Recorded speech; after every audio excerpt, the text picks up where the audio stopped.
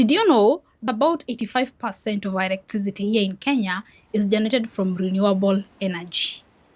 Kenya is actually among the nations that are leading when it comes to green energy. And that is something good for climate change, right? If we hit 100% green energy as a country, is our energy bills supposed to increase or decrease? I expect the KPLC bills are supposed to be cheaper after we hit that, right? But then, if we bring in the aspect of climate change and what climate change is doing, we may not even hit our goal by 2030 of 100% renewable energy. And in fact, our electricity bills may be getting higher, more expensive.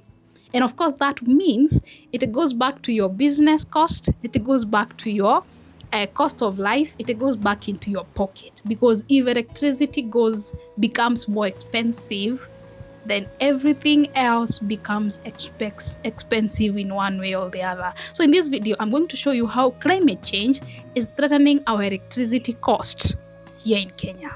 According to a report that was released by EPRA, the Energy and Petroleum Regulatory Authority, for the year 2023-2024 annual report, that is where they stated that about 84.something% of our energy is coming from renewable sources. Now, renewable sources is geothermal, we have hydropower, we have solar, we have wind, we also have the bioenergies. Those are the main that we have here in the country, and they are the ones that are producing the largest amount of clean energy that we have here.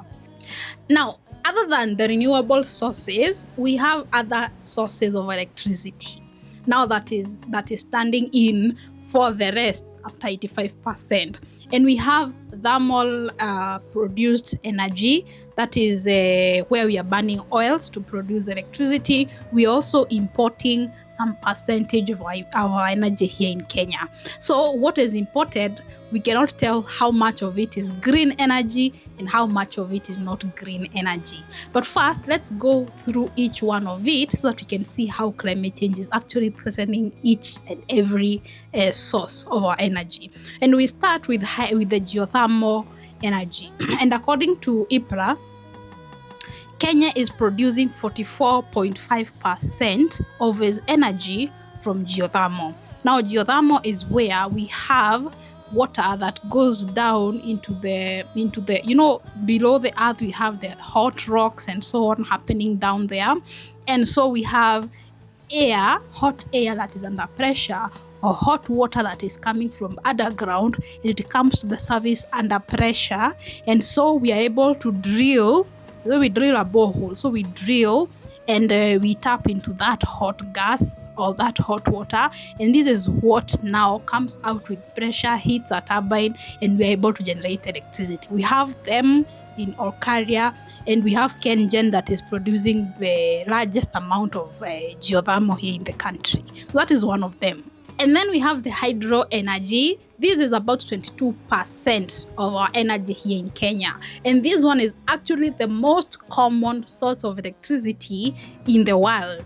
Kenya has also tapped into wind energy, and this is about 14% of all our energy. And this is where we have wind turning the turbines. We have seen them in Kenya. We have Turkana, which is one of the biggest. As wind is moving, it turns the turbines, and these turbines usually generate electricity, are connected to the generator that generates electricity. This is one of those technologies that are really picking up around the world to tap the wind energy.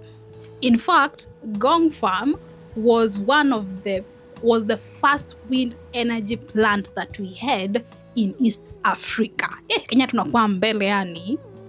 Then we have solar energy. This is about 3.5% of our electricity. Now, note, for solar, this is energy that gets into the national grid. When we talk about 3.5%, we are not counting or accounting for electricity that is in your house that is not usually bought by KPLC and so on. So this is energy that is produced by solar na inaingia kwa grid, inaenda inakuwa distributed na Ketraco na nini na you know, the KPLC things. So 3.5 are those farms that produce a lot of power and are able to sell it to KPLC. Okay, so we have other sources of electricity. We talked about we are importing. Kenya, we are importing electricity mainly from Ethiopia. We are also importing electricity from Uganda. So we said those we cannot tell if they are green energy or they are not, because you'd have to go back and see how much the percentage of clean energy in Uganda, in Ethiopia, and so on. So that one is just like that. Then, as a country, we still have thermal energy that we produce. This is where we burn fuel to be able to run the generators that generate energy. And KenGen, who are our producers of electricity, have two main plants that are thermal energy plants. We have one in Kipevu, that is in Mombasa County. We also have one in Muhoroni, that is in Kisumu County. So this is where we are using the so-called fossil fuels to produce electricity. We are still doing that. And those are the things that we are trying to eliminate, especially thermal, and also limited, we have limited importation. If we would be able to increase our renewable energy, that is mainly geothermal. We have prospective sites that are being developed to drill for geothermal setup. If we would be able to increase that, then we are going to hit our goal.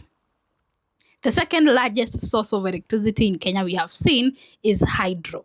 Now, this is where my problem comes in. So let's look at how exactly our climate is threatening hydropower. It is very clear that if we are to get 100% renewable energy, we need to eradicate thermal energy, and we also need to eradicate the imported energy. If we would get rid of these two and replace them with renewable energy, then we are good. But out of the 5 types of renewable energy that we have seen we have geothermal being the highest. We would need to invest in more geothermal sites. Drill, set up the geothermal plants. If that would happen, then it would increase the amount of energy that we are already generating, and it would replace the 2 types of energy that we want to eradicate in this case. The other one is hydro, right? The other one is solar. We could invest more in solar, or we could invest more in wind energies. I want you to look at this. Right now, currently, we have said about 20%, 22% of our energy is already coming from hydropower. It's being generated from water. Now, with climate change, one of the things that is threatened is that source of energy. Reason being, when we cut down the trees, the Mau Maus, the Aberdares, Mount Kenya, Nandi Hills, all those, the rivers dried up. So data is showing that in the last 20 years, the amount of water that are in the rivers have drastically dropped. Most of the rivers have dried up, most of the lakes have dried up, and so on. So climate change is already threatening hydro energy, which is already contributing 22%. So if climate change continues to be worse, then it means, other than holding what we are already producing constant so that we can increase and eradicate the two, climate change is threatening hydroelectric power, which is the second largest source of energy. Now, with climate change, I want to look at it this way. Climate change, one of the effects is prolonged droughts. The other one is frequent, we do not know what is happening. There is frequent drought, frequent flooding, and so on. With hydro, when there is drought, there is no water. The source or the amount of energy produced during drought goes down. And so the only way we can be able to replace that gap that has been left is either to increase the amount of electricity that we import or increase the amount of electricity we produce from thermal sources. So we drop our percentage of renewable energy. What happens if climate change keeps accelerating? We might actually lose hydroelectric power kabisa, na hii ikipotea kabisa, and it is the second largest source of electricity. What do you think is going to happen? Our electricity may be more expensive. And remember, as Kenya, we are a developing country. So the demand of electricity is not constant. Inaenda increase. Everybody wants electricity for different sources. We have industries that are coming up. Everybody is increasing the amount of electricity they need. So as the demand goes high, the supply that we have is not enough. We have to import. And climate change is already threatening our second largest source of electricity.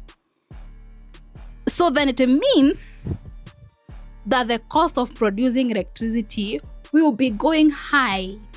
And who caters for that electricity bill? Who caters for that costs? It is us. Because then KPLC, by the time atuletea stima kwa nyumba, the cost is so high. So ukinunua token za 200, kitambo ulikuwa unapewa token 9 ama zinakuwa 6. Then utakuwa unanunua token ya 200, unapewa 3 ama 4. Because the cost of production of electricity has gone up drastically. So, climate change will come for your money in one way or the other. I'm just showing you that with climate change, it is going to affect even things that you do not see connected. So climate change is going to affect the cost of electricity.